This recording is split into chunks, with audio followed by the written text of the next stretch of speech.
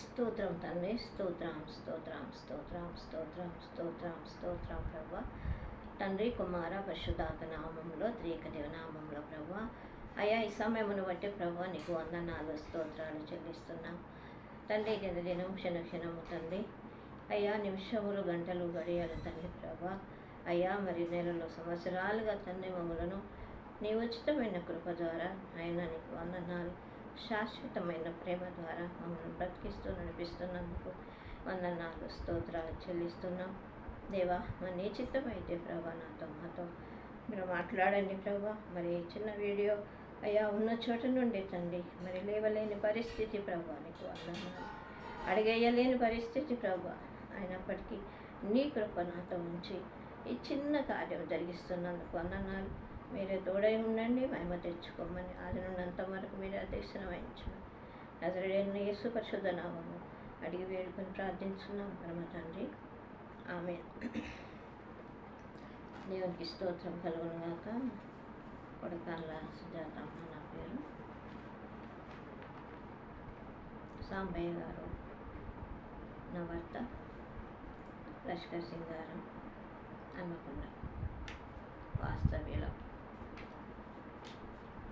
చిన్న పాట, ఆ చిన్న పాటలో ఉన్నటువంటి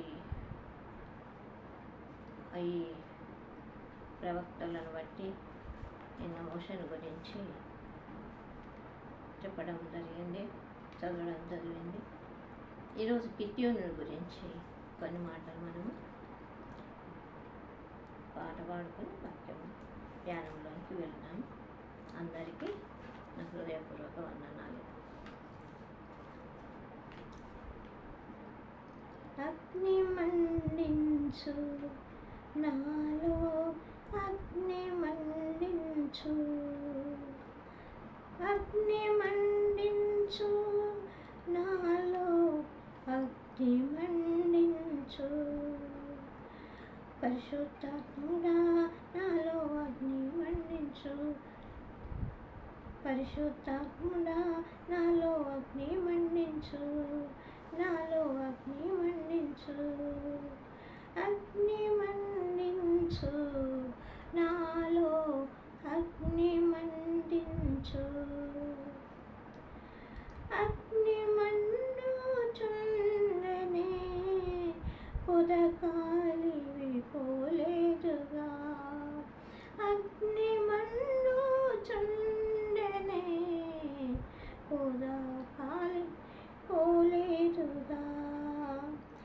అగ్నిలో నుండి నీవు మోషేను దర్శించినావే, అగ్నిలో నుండి నీవు మోషేను దర్శించినావే.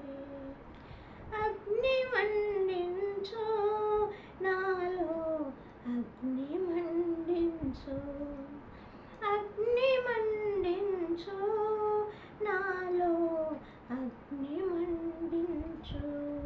పరిశుద్ధాత్ముడా నాలో అగ్ని మండించు, పరిశుద్ధాత్ముడా నాలో అగ్ని మండించు, పరిశుద్ధాత్ముడా నాలో అగ్ని మండించు, నాలో అగ్ని మండించు. అగ్ని కాల్చి వేసెనే సిద్ధం చేసిన అర్పణము, అగ్ని కాల్చి వేసెనే సిద్ధము చేసిన అర్పణము. ఆ అగ్ని ద్వారానే నీవు గిద్యోని ధైర్యపరచితివే, ఆ అగ్ని ద్వారానే నీవు గిద్యోను ధైర్యపరచితివే. అగ్ని మండించు నాలో, అగ్ని మండించు, అగ్ని మండించు నాలో, అగ్ని మండించు. పరిశుద్ధాత్ముడా నాలో అగ్ని మండించు, పరిశుద్ధాత్ముడా నాలో అగ్ని మండించు. అగ్నిగా నారానందున వారు సిగ్గుపడిపోయిరే. అగ్నిగా నారానందున వారు సిగ్గుపడిపోయిరే. నీ అగ్ని దిగి రాగా నీవు ఏలియాను కనపరిచినావే. నీ అగ్ని దిగి రాగా నీవు ఏలియాను కనపరిచినావే. అగ్ని మండించు నాలో, అగ్ని మండించు. పరిశుద్ధాత్ముడా నాలో అగ్ని మండించు. పరిశుద్ధాత్ముడా నాలో అగ్ని మండించు. పరిశుద్ధాత్ముడా నాలో అగ్ని మండించు. నాలో అగ్ని మండించు. ప్రాణాత్మ శరీరము నీకే అర్పించుచున్నానయ్యా. ప్రాణాత్మ శరీరము నీకే అర్పించుచున్నానయ్యా. నీ ఆత్మవరములతో నన్ను అలంకరించుమయ్యా. నీ ఆత్మవరములతో నన్ను అలంకరించుమయ్యా. అగ్ని మండించు నాలో, అగ్ని మండించు. పరిశుద్ధాత్ముడా నాలో అగ్ని మండించు. పరిశుద్ధాత్ముడా నాలో అగ్ని మండించు. పరిశుద్ధాత్ముడా నాలో అగ్ని మండించు. నాలో అగ్ని మండించు. హల్లెలూయా. దేవునికి స్తోత్రం కలుగుగాక. మరి దీని విషయమైనటువంటి మరి గిద్యోను గురించి మనము కొన్ని మాటలు ధ్యానించుకున్నాం.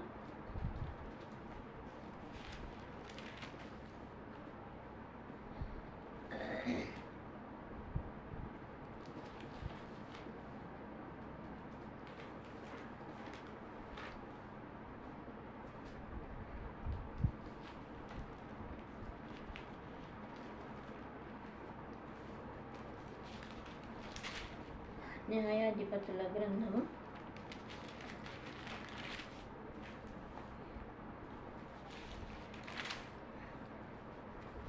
1 పరిశుద్ధ గ్రంథము నుండి పాత నిబంధన గ్రంథము న్యాయాధిపతుల గ్రంథము 6వ అధ్యాయంలో కొన్ని మాటలు మనము చదువుకున్నాం, ధ్యానించుకున్నాం. యెహోవా దూత 6వ అధ్యాయం, న్యాయాధిపతుల గ్రంథము 6వ అధ్యాయము 11వ వచనం నుండి 24 వచనాల వరకు చదువుకున్నాం. యెహోవా దూత వచ్చి అభిషేకుడైన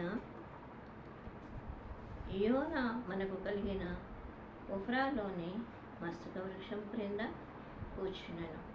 యోనాస్ కుమారుడైన గిద్యోను మిద్యానీయులకు మరుగై ఉండునట్లు గానుగా చాటున గోధుమలను దుల్లగొట్టుచుండగా యెహోవా దూత అతనికి కనబడి పరాక్రమ గల బలాఢ్యుడా, యెహోవా నీకు తోడై ఉన్నాడని అతనితో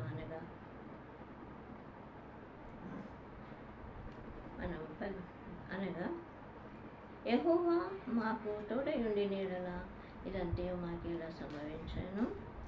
యెహోవా ఐగుప్తులో నుండి మమ్మను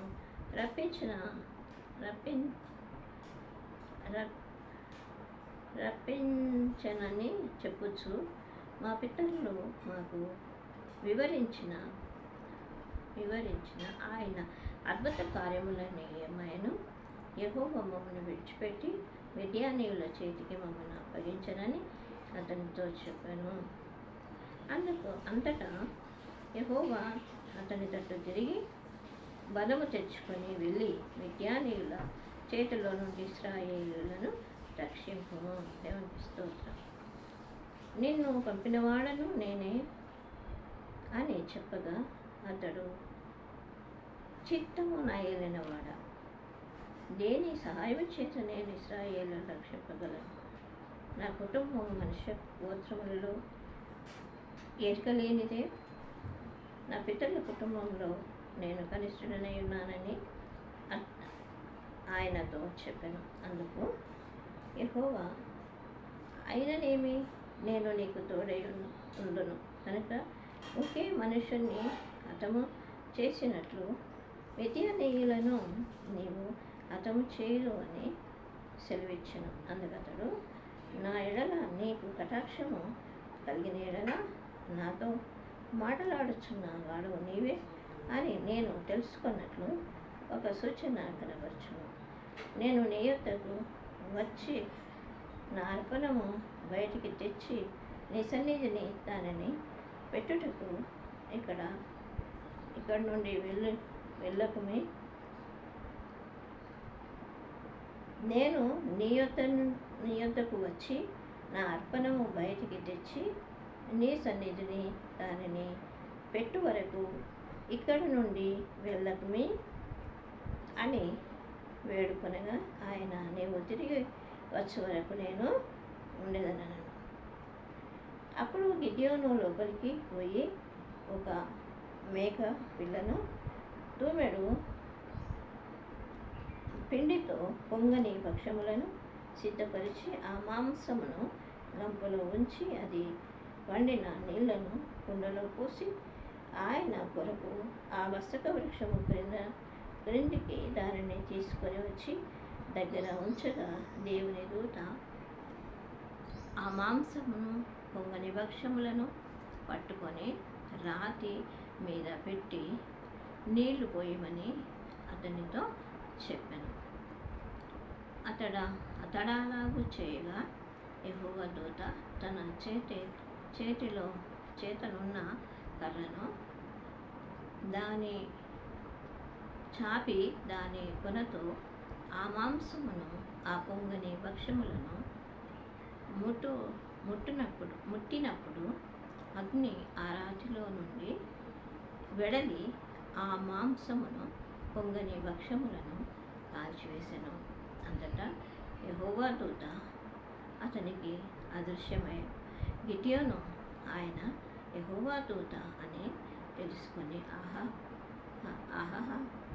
నా ఏలినవాడ యెహోవా, ఇందుకే కదా నేను ముఖాముఖిగా యెహోవా దూతను చూచుతున్నాను. అప్పుడు యెహోవా, నీకు సమాధానం, భయపడకు, నీవు చావవని అతనితో సెలవిచ్చాను. అక్కడ గిద్యోను యెహోవా నామమున బలిపీఠము కట్టి దానికి యెహోవా సమాధాన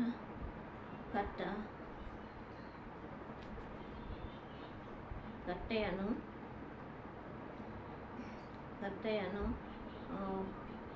పేరు పెట్టెను. నేటి వరకు అది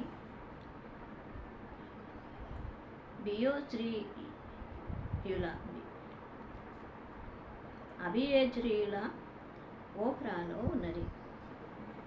దేవుడు పరిశుద్ధ లేఖనంలో దీవించిన కనుక మరి మనము కొన్ని మాటలు ఈ న్యాయాధిపతుల గ్రంథం నుంచి మరి 6వ అధ్యాయమున మరి ఇశ్రాయేలుల రక్షణ కొరకు గిద్యోను ఏర్పాటు చేసిండు.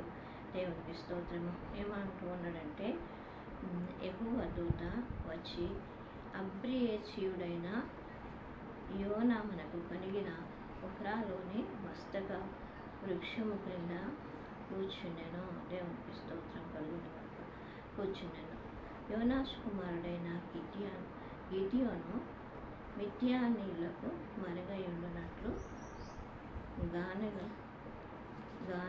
చాటున గోధుమలను దుల్లగొట్టుచుండగా. దేవునికి స్తోత్రం. ఇక్కడ మనము గిద్యోను తీసుకున్నట్లయితే మరి ఆయన యోనాషు కుమారుడని తెలుస్తుంది. యోనాషు కుమారుడని రాయబడి ఉన్నది. అయితే ఆయన మరుగై ఉండడానికి మరి మిద్యానీయులకు మరుగై ఉన్నట్లు గానుగా చాటున గోధుమలను దుల్లగొట్టచ్చు. దేవునికి స్తోత్రం కలుగునుగాక. గోధుమలను దుల్లగొట్టుచున్నారనమాట. అంటే కర్ర నుండి విడిపేయడానికి వాటిని కొడతారనమాట.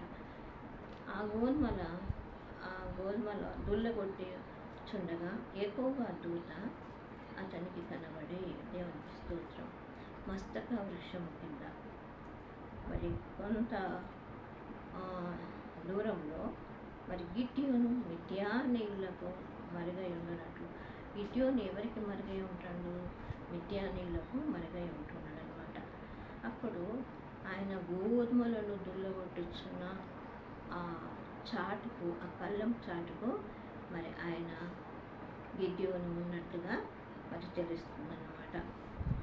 ఆ మిద్యానీయులకు ఆయన కనబడకుండా మరి గోధుమలు దుల్లగొట్టుచున్న ఆ కళ్ళెము చాటుకు ఆయన ఉన్నాడు. యెహోవా దూత అక్కడికి వచ్చిందనమాట. వచ్చి పరాక్రమం గల బలాఢ్యుడా అంటున్నాడు. దేవునికి స్తోత్రం. యెహోవా దూత వచ్చిందనమాట. దేవుడు అక్కడికి కాదు కానీ దేవుని మాట చొప్పున ఆయన అనుచరుడైనటువంటి దూతను పంపించిందనమాట. దేవునికి స్తోత్రం. ఆయన ఏమంటూ ఉన్నాడంటే, మరి పరాక్రమము గల బలాఢ్యుడా అని చెప్పి ఈ గిద్యోనును పొగుడుతూ ఉన్నాడనమాట. దేవునికి స్తోత్రం. అప్పుడు ఏమంటున్నాడు? నీకు నేను తోడై ఉన్నానని అతనితో అనగా, దేవుని దూత మరి ఏం చెప్తుంది అంటే, నేను నీకు తోడై ఉన్నాను, నేను నీకు తోడై ఉన్నాను. దేవునికి స్తోత్రం. ఎవరు మనకు తోడు ఉన్నా లేకున్నా దేవుని తోడు తప్పనిసరి అవసరము అయి ఉంటుంది. అది మనము చాలా తగ్గించుకొని ఆయన మాట చొప్పున నడిచినప్పుడు ఆయన మనకు తోడుగా ఉంటాడు. ఇక్కడ మరి చాలా తగ్గించుకున్నట్టుగా మరి ఈ గిద్యోను కనబడుతూ ఉన్నాడు. దేవునికి స్తోత్రం. అందుకనే మరి పరాక్రమం గల బలాఢ్యుడు అంటున్నాడు. గిద్యోను పరాక్రమం గల బలాఢ్యుడు, మిద్యానీయులను గెలుచుటకు నీవు సమర్థుడవు అని చెప్పి అక్కడ ఆయన ఉన్నత స్థితిని దూత కూడుతూ ఉన్నాడనమాట. అంతేకాదు యెహోవా మాకు గిద్యోను చిత్తము నా ఏలినవాడ, యెహోవా మాకు తోడై ఉండి నీడల ఇదంతా మాకేమీ సంభవించను. దేవుని స్తోత్రం. ఏమంటున్నాడు? అయ్యా నువ్వు తోడై ఉన్నానంటున్నావు, మరి ఇదంతా ఏంటిది? ఆ మిద్యానీయులు ఇశ్రాయేలీయులకు రావడం ఏంటిది? అంతా అయోమయంగా ఉంది. మీరు మాకు తోడై ఉంటే ఈ సంగతులన్నీ ఎలా జరుగుతున్నాయి అని చెప్పి అని అంటున్నాడు అనమాట. మనము 16వ వచనం నుండి, నేను నీకు తోడై ఉండును కనుక ఒకే మనుషుని హతము చేసినట్లు మిద్యానీయులను నీవు హతము చేయుదు అని సెలవిచ్చాను. దేవునికి స్తోత్రం. ఇదంతా ఎట్లా జరిగిందంటే, గిద్యోను నువ్వు భయపడకు, నువ్వు జడియకు, నీవు మరి ఒకే మనిషిని ఏ విధంగా సంహరిస్తావో, ఒక్క మనిషిని సంహరించినట్టుగా ఒక్క మనిషిని నేను నీకు తోడై ఉన్నాను కనుక ఒకే మనిషిని హతము చేసినట్లుగా, ఒక మనిషి హతం చేస్తే ఏ విధంగా ఉంటుందో ఆ విధంగా మిద్యానీయుల జనులందరినీ కూడా, మిద్యానీయులను నేను నీకు అప్పగిస్తా. ఒక్కడిని నువ్వు హతం చేసినట్టుగా ఈ మిద్యానీయులందరినీ కూడా నువ్వు హతం చేస్తావు అని చెప్పి తెలియజేస్తా ఉన్నాడు. ఎందుకంటే నేను నీకు తోడై ఉన్నందున. దేవునికి స్తోత్రం. అందుకతడు నా ఎడల నీకు కటాక్షం కలిగిన ఎడల నాతో మాట్లాడుచున్నవాడవు నీవే అని నేను తెలుసుకున్నట్లు ఒక సూచన కనబరచును.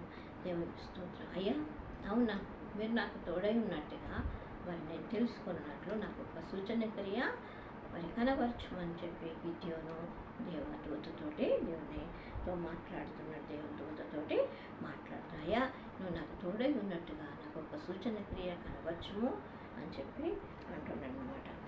నేను నీ యొద్దకు వచ్చి నా అర్పణం బయటికి తెచ్చి నీ సన్నిధిని దానిని పెట్టు వరకు ఇక్కడి నుండి వెళ్ళకుమే దేవునికి అని వేడుకొనగా ఆయన నీవు తిరిగి వచ్చే వరకు నేను ఇక్కడనే ఉండేదాన్ని. దేవునికి స్తోత్రం. అయితే మిద్యానీయులను ఒక్కనిగా చేసి నీకు అప్పగించినట్టుగా మరి నాకు కూడా మరి ఒక సూచన క్రియ చెయ్యి. నేను తిరిగి వచ్చే వరకు మీరు ఇక్కడనే ఉండండి అని చెప్పి దేవదూతతో గిద్యోను మాట్లాడుతూ ఉన్నాడనమాట. అప్పుడు ఆయన నీవు తిరిగి వచ్చే వరకు నేను ఇక్కడనే ఉండేదను. తర్వాత నేను నాతో మాట్లాడుచున్న వాడవు నీవే అని నేను తెలుసుకున్నట్లు ఒక సూచన కనపరచు. దేవుని స్తోత్రం. నీవు దేవుని నుండి వచ్చినవు, దేవుని దగ్గర నుండి వచ్చినటువంటి దేవదూతవని నేను తెలుసుకున్నట్లు నాకు ఒక సూచన క్రియ చేయమని చెప్పి అంటున్నాడు. నన్ను పరాక్రమం గల బలాఢ్యుడా అన్నావు కదా. కాబట్టి మిద్యానీయులు అందరినీ ఒక్కడిని నీ చేతికి అప్పగించినట్టు అందరినీ నీ చేతికి అప్పగించుచున్నావు అని అంటున్నావు కదయ్యా. కాబట్టి నాకు నీవే మరి దేవుడవని నేను తెలుసుకున్నట్లు నాకు ఒక సూచన క్రియ చేయమని చెప్పి అంటున్నాడు అనమాట. నాకు ఒక సూచన కనవచ్చు. నేను నీ యొద్దకు వచ్చి నా అర్పణము బయటికి తెచ్చి నీ సన్నిధిని దానిని పెట్టు వరకు ఇక్కడ నుండి వెళ్ళుమని అని వేడుకొనగా దేవునికి స్తోత్రం. ఏమంటూ ఉన్నాడు గిద్యోను, అయ్యా నేను నీకు అర్పణము తీసుకొని వస్తా, నా అర్పణం స్వీకరించిన తర్వాత నువ్వు ఇక్కడ నుండి పోవచ్చు అని చెప్పి గిద్యోను దేవదూతతోటి మాట్లాడుతూ ఉన్నాడు. దేవునికి స్తోత్రం. అప్పుడు నీవు తిరిగి వచ్చే వరకు నేను ఇక్కడనే ఉండేదాను. దేవునికి స్తోత్రం. ఏమంటున్నాడు మరి గిద్యోను, నీవు నీ అర్పణము తీసుకుని వచ్చేంత వరకు కూడా నేను ఇక్కడనే ఉంటానే దేవదూత మాట్లాడుతూ ఉన్నానమాట. అప్పుడు గిద్యోను లోపలికి పోయి ఒక మేక పిల్లను తూమెడు పిండితో పొంగని భక్షములను సిద్ధపరిచి ఆ మాంసమును గంపలో ఉంచి అది వండిన నీళ్లను కుండలో పోసి ఆయన కొరకు ఆ మస్తక వృక్షం క్రిందికి దానిని తీసుకొని వచ్చి దగ్గర ఉంచగా దేవునికి స్తోత్రం కలుగుగాక. గిద్యోను ఏం చేస్తుండే లోపలికి పోయి తొమ్మిడి పిండిని మరి పొంగని భక్షాలు చేయించి తర్వాత మాంసము కుండలో వండిన మాంసం నీళ్ళతోటి మరి మాంసము కుండలో పోసి ఆయన కొరకు ఆ మస్తక వృక్షం క్రింద దానిని పెట్టడానికి ఏదైతే ఆ పొంగని భక్షాలు ఉన్నాయో మరి ఒక మేక పిల్లను కూడా మరి దానికోసము చేసేదనమాట. బలి అర్పణము ఇచ్చిందనమాట. ఆ మాంసము మరి ఒక చోట ఉంచి మస్తక వృక్షం కింద మరి ఉంచి మిద్యానీయులను ఒక్కడినిగా చేసి మరి గిద్యోను చేతికి అప్పగిస్తానన్నాడు. అయితే నీవు మరి దేవుని దూతమని నేను తెలుసుకున్నట్లు మరి నాకు ఒక మరి ఆ సూచన చూపించమన్నప్పుడు ఏం చేస్తాడు, నీవు వచ్చే వరకు నేను ఇక్కడనే ఉంటాను వెళ్ళాను. అయితే ఆయన తొమ్మిడి పిండిని ఒక చిన్న తొమ్మిడి పిండి తీసుకొని మరి పొంగని భక్షాలు చేసి మరి ఒక లేత మేకపిల్లని తీసుకొని మరి వండి గిద్యోను ఆ మస్తక వృక్షం కింద ఉన్న ఒక రాతి దగ్గరికి తీసుకొని వస్తాడనమాట. ఆ మాంసము తర్వాత పొంగని భక్షములు ఆ రాతి మీద పెట్టుమని చెప్పి మరి తెలియజేస్తూ ఉన్నాడు. దేవునికి స్తోత్రం. ఆ రాతి మీద పెట్టు అని చెప్పి అన్నప్పుడు మరి దూత అన్నప్పుడు గిద్యోను దాని మీద పెట్టింది పొంగని భక్షములను తర్వాత మాంసము పెట్టిందనమాట. అప్పుడు ఏమైంది, పిండితో పొంగని భక్షములను సిద్ధపరిచి ఆ మాంసమును గంపలో ఉంచి అది అది వండిన నీళ్లను కుండలో పోసి ఆయన కొరకు ఆ మస్తక వృక్షం కింద ఒక బండ ఉంటే ఆ మస్తక వృక్షం కింద ఒక బండ ఉంటే ఆ బండ మీద ఆ మాంసమును గంపలో ఉంచి ఆ భక్ష్యములు అక్కడ పెట్టినప్పుడు ఉంచగా దేవుని దూత మాంసమును పొంగని భక్ష్యములను పట్టుకొని రాతి మీద పెట్టి నీళ్లు పోయమని అతనితో చెప్పాను. ఈ దూత ఏం చెప్తుంది గిద్యోనుతో? ఆ పొంగని భక్ష్యములు ఒకటి, తర్వాత మాంసము ఆ రాతి మీద పెట్టి నీళ్లు పోయండి అని చెప్పి మరి ఆ దేవుని దూత గిద్యోనుకు తెలియజేస్తూ ఉన్నాడు అనమాట. అప్పుడు అతడు అలాగూ చేయగా యెహోవా దూత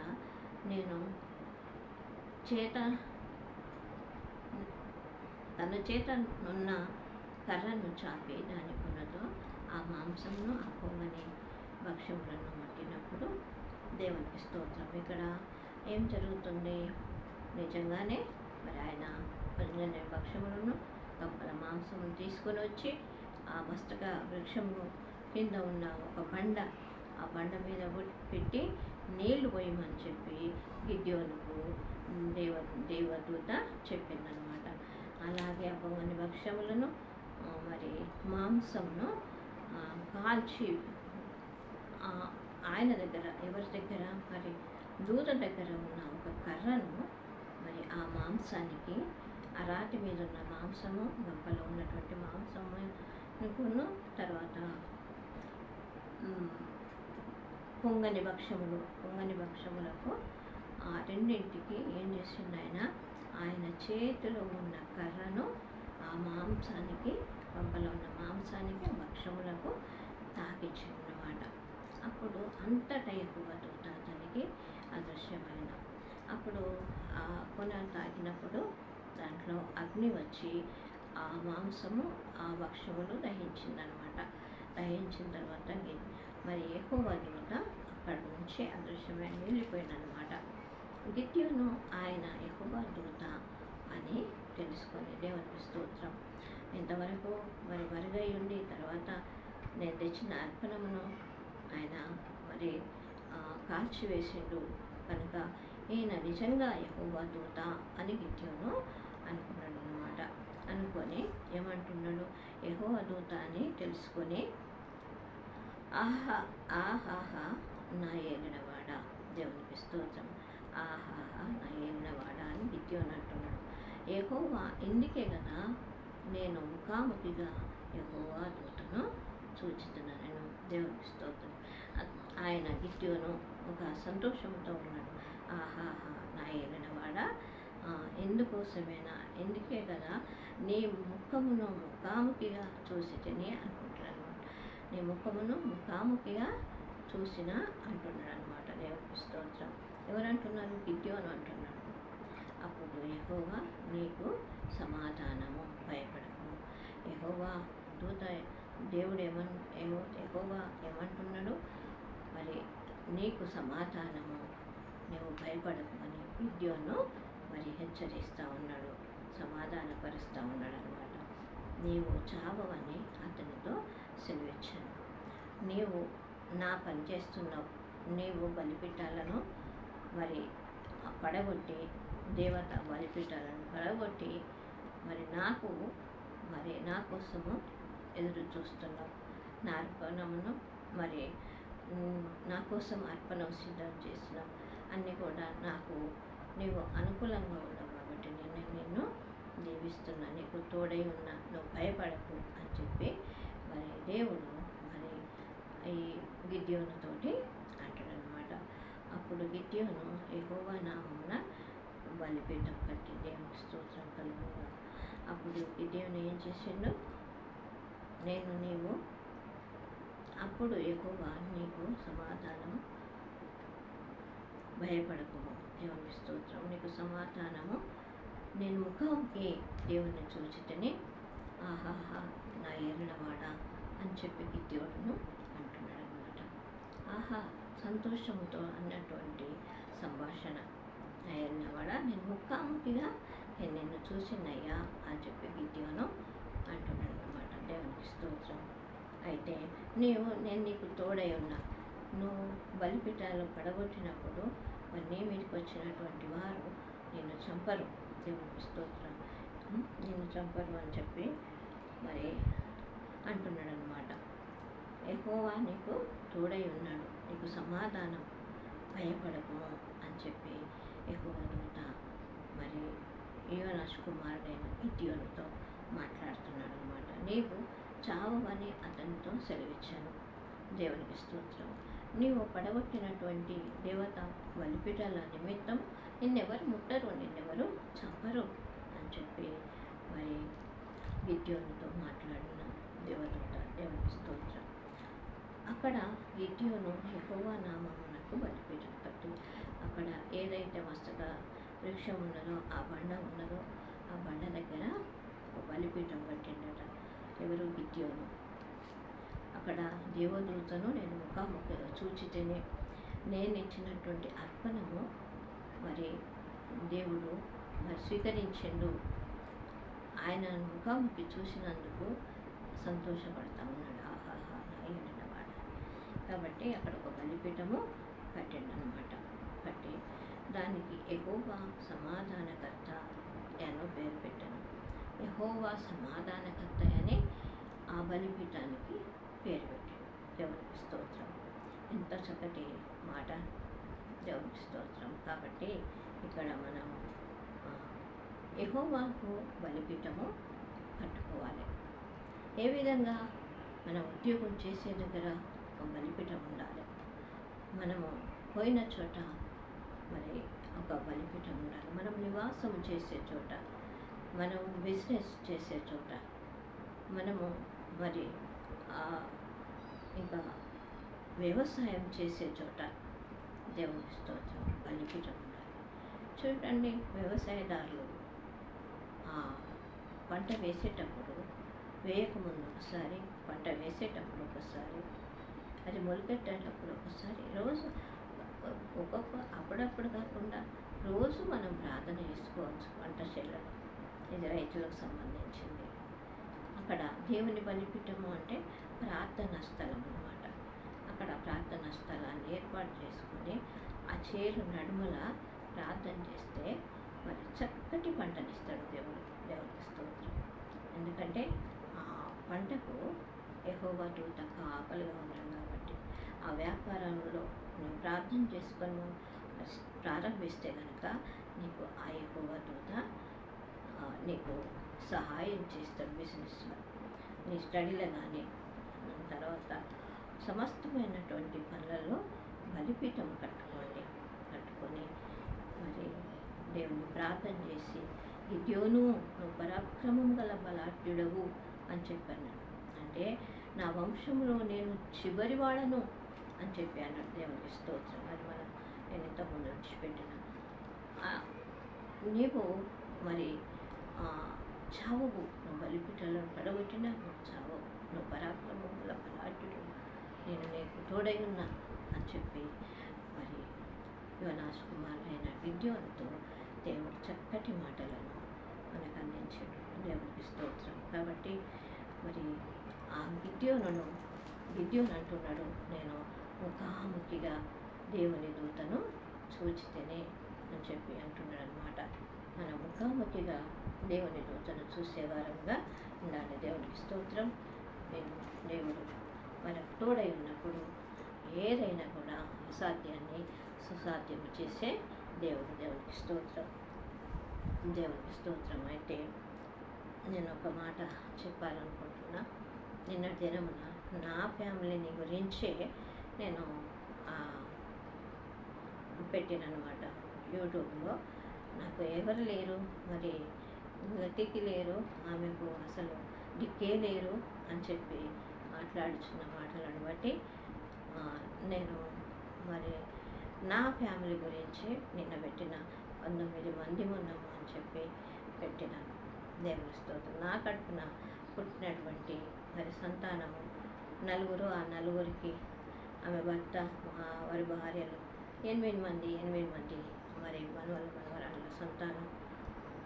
మరి ఆ పెద్దమ్మాయి పెళ్లి చేసుకున్న తర్వాత ఆ మనవాడు, ఆమె పుట్టిన మనవాడు, వీళ్ళందరూ కలిసి నాతో కలిసి 19 మంది నేను చెప్పడం జరిగింది. అయితే నేను ఈరోజు 2 నిమిషాలు నాకు మీరు సమయం ఇస్తే కనుక, నాకు ఆత్మీయ తండ్రులు తల్లులు ఉన్నారు. మొట్టమొదటిగా దేవునికి స్తోత్రం. నన్ను ఆదరించి నా ద్వారా వాక్యం మాట్లాడించి, నా ద్వారా వాక్యం విని మరి సంతోషపడినటువంటి వాళ్ళు, నన్ను ఎంకరేజ్ చేసేటువంటి మరి దేవుని బిడ్డ అని చెప్పి నన్ను ఎంకరేజ్ చేసే మరి నా ఆత్మీయ తల్లిదండ్రులు కావచ్చు, ఆత్మీయ కుమారులు కావచ్చు, ఆత్మీయ కుమార్తెలు కావచ్చు, వారు ఉన్నారు. దేవునికి స్తోత్రం. ఇంకా నా భర్త తరఫున చూసినట్లయితే నా పాలి వాళ్ళందరూ ఉన్నారన్నమాట. దేవునికి స్తోత్రం. మా మామలు ముగ్గురు, ఆ ముగ్గురికి కలిగినటువంటి సంతానం అంతా కూడా మరి చల్లగా దేవుడు చూడాలని, వాళ్ళందరూ కూడా నాకు మరి నా రక్త సంబంధమే కదా. మరి మా అత్తగారి మా కుటుంబం అంతా కూడా ముగ్గురు మామలు అయితే మరి వారందరిని బట్టి కూడా నేను హర్షిస్తా, సంతోషిస్తా. మరి నా ఆడబిడ్డల పిల్లలను బట్టి కూడా నేను సంతోషపడతాను. దేవునికి స్తోత్రం. నా ఆడబిడ్డల 2 ఆడబిడ్డల పిల్లలు ఉన్నారన్నమాట. దేవునికి స్తోత్రం. వాళ్ళందరినీ బట్టి కూడా దేవునికి నేను కృతజ్ఞత చెల్లిస్తాను. అంతేకాదు నా తండ్రి తరఫునటువంటి ఉన్న రక్త సంబంధాలు చాలా దూరం. ఎందుకంటే మేము అటు పోలేదు, నాకు కాలు లేదన్నాయి, వాళ్ళతో కలిసి సహవాసం చేసే అంత లేదు. దేవునికి స్తోత్రం కలుగుగాక. అయితే మరి వాళ్ళు కూడా నా రక్త సంబంధులు. తర్వాత చిన్న నాన్నమ్మ, పెద్ద నాన్నమ్మ పిల్లలు, మరి వారైతే 6 అక్క చెల్లెలు ఉండి మరి అందరు 4 కోల్పోయినారు. తర్వాత సొంత మేనత్త వాళ్ళు 2, తర్వాత ఒకే తండ్రికి మరి మా నాన్నతోటి 7 అనమాట. వాళ్ళకు చిన్న నాన్నమ్మకు 3 ఆడపిల్లలు, 3 మగ సంతానం మా చిన్నాన్నలు. ఆ తర్వాత మా పెద్ద భార్యకు, మా తాత పెద్ద భార్యకు నా తండ్రి ఒక్కడే. దేవుని స్తోత్రం. నా తండ్రి ఒక్కడే. మరి ఆమె తల్లిగారి ఇంటికన్నా ఉండేది. అంతేకాదు మరి నా తల్లి తరఫున చూసినట్లయితే గరివిళ్ళపల్లి పెద్దమ్మ కొడుకులు ఉన్నారు, వాళ్ళ సంతానం ఉన్నారు. మరి ఎలంపల్లిన చిన్నమ్మ కొడుకు, మరి వారి సంతానం. మరి చెమ్మనపేటల మరి అన్న తమ్ముడు 2 ఉంటే వారిద్దరు కూడా మరి లోకాన్ని విడిచి వెళ్ళిపోయిండ్రు. దేవునికి స్తోత్రం. కానీ వారి పిల్లలు ఉన్నారు. వీళ్ళందరూ నాకు సంబంధించిన వాళ్ళు కారా? నాకు ఎందుకు నేను ఇవి చెప్తా ఉన్నానంటే, అది దిక్కులేంది, గతిలేంది, దాన్ని ఈ విధంగా చేసి నీ దిక్కున్న కాడ చెప్పుకోకు అంటారట. నీ దిక్కున్న కాడ చెప్పుకోకు అంటారట. వీళ్ళందరూ దిక్కు కాదా? నేను ఇట్లా ఒక్క మాట ఇస్తే చాలు, నా ఇంటి ముందు వాతావరణం. దేవునికి స్తోత్రం. నేను ఎందుకంటున్నానంటే, వీళ్ళందరూ ఉన్నప్పటికీ కూడా, నా కుటుంబం ఉన్నప్పటికీ కూడా సంపూర్ణమైన సంతోషము, సంపూర్ణమైన ఆనందము, సంపూర్ణమైన రక్షణ, సంపూర్ణమైన పోషణ, సంపూర్ణమైన కాపుదల ఆయనలో ఉంది. దేవునికి స్తోత్రం. ఆయన ద్వారా ఉంది, నాకు ఆయన ద్వారా ఉంది. ఎన్నోసార్లు నిజంగా నేను ఎంత రుణస్తురాలను దేవునికి తెలుసా. భయపడకము, చెడియకు, నీకు నేను ఉన్నా అని చెప్పి ఆయన స్వరం ద్వారా స్వచ్ఛంగా మరి నా ఆలోచన తప్పైనప్పుడు కూడా నన్ను గద్దిస్తూ ఉంటాడు. దేవునికి స్తోత్రం. నన్ను గద్దించే దేవుడు, నన్ను ఆదరించే దేవుడు, నన్ను హత్తుకునే దేవుడు, నన్ను ఎత్తుకున్న దేవుడు. దేవునికి స్తోత్రం.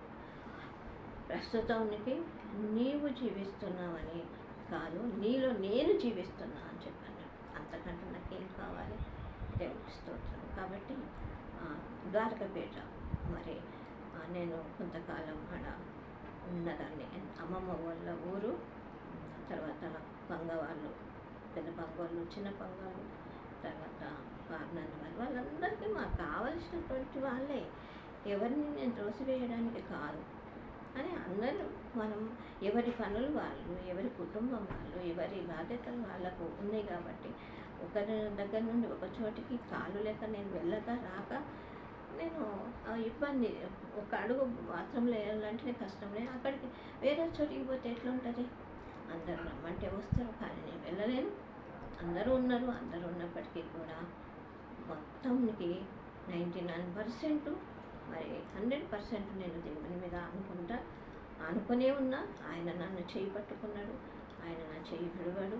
దేవునికి స్తోత్రం. ఆయన ఇచ్చినటువంటి వాగ్దానం, నేను విడువను, ఎడవాయనని చెప్పి మరి చెప్పినమాట. దేవునికి స్తోత్రం. కాబట్టి ఆయన మీద అనుకుని ఉన్న వీళ్ళందరికీ రిస్క్ ఎందుకు అని చెప్పి నేను చెప్తలేను. నా మేనల్లుళ్ళు ఉన్నారు, అన్నయ్యల కొడుకులు, తమ్ముళ్ళ కొడుకులు, మరి అందరూ, మరి నా తమ్ముళ్ళు, అన్నలు, వదినలు పోయిన మే 4th రోజు నాకు చీర తెచ్చి మరి వాళ్ళు నా వదినలు ఒక తల్లిలాగా నన్ను ఆదరించి నాతో ఒక దినం గడివెళ్ళ పెళ్ళి అన్నవాళ్ళు వాళ్ళ భార్య గడిపిపోయి. దేవునికి స్తోత్రం. ఎందుకంటే నా ఆడబిడ్డ పిల్లలు వస్తారు, రమ్మంటే వస్తారు, కానీ వాళ్ళ భారమును బట్టి ఎవరింటికాడ వాళ్ళమే. నాకు దిక్కు లేదని చెప్పి అనద్దు. నన్ను అందరూ సహకరిస్తారు. ఒక్కవేళ సహకరించకపోయినా సర్వశక్తిమంతుడైనటువంటి దేవాది దేవుడు నాకు తోడుగా ఉండడాన్ని రెండు మూలంగా తెలియచేస్తూ ముగిస్తున్నా. దేవునికి స్తోత్రం. చిన్న ప్రార్థన. స్తోత్రం నాయన తండ్రి, కుమార, పరిశుద్ధాత్మ నామంలో, త్రియేక నామంలో ఈ చిన్న ప్రార్థన, చిన్న సాక్ష్యం చెప్పడానికి చూపిన కృపను బట్టి నీకు వందనాలు. సహాయం చేయండి, మీరే మహిమ తెచ్చుకోమని. అయ్యా నీ చిత్తమైతే ఇప్పుడు ఎవరెవరిని నేనైతే మాట్లాడి ఉన్నానో వారందరికీ రక్షణ దయచేయమని, నాతో మాతో ఉండి మహిమ తెచ్చుకోమని, సంపూర్ణ మహిమ, ఘనత, ప్రభావములు మీకు ఆరోపిస్తూ యేసయ్య శక్తి కలిగిన నామంలో ఈ ప్రార్థన సమర్పించి వేడుకొని పొందుకొచ్చున్నాము తండ్రి. ఆమేన్. యేసు రక్తమే చేయం, సిలువ రక్తమే చేయం. యేసు నామమున సంపూర్ణ విజయం.